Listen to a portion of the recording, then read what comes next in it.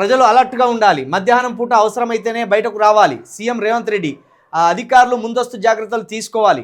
వైద్య ఆరోగ్య శాఖ సిబ్బంది అప్రమత్తంగా ఉండాలి. వడదెబ్బ బాధితులకు మెరుగైన వైద్యం అందించాలి.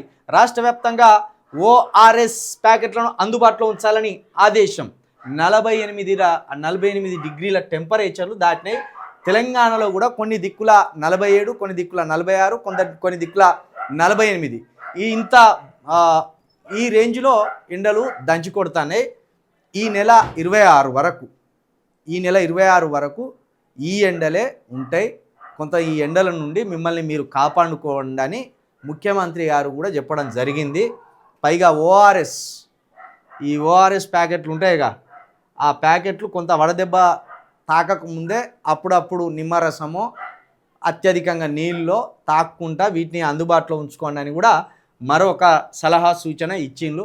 కాబట్టి భయంకరమైన ఎండలు అయితే ఉన్నాయి. దక్షిణాఫ్రికాను తలపిస్తున్నాయి. ఇక దక్షిణాఫ్రికాలో ఎంత ఎండలు కొట్టి చంపుతాయో అట్లాంటి ఎండలు మన దగ్గర కూడా ఉన్నాయి.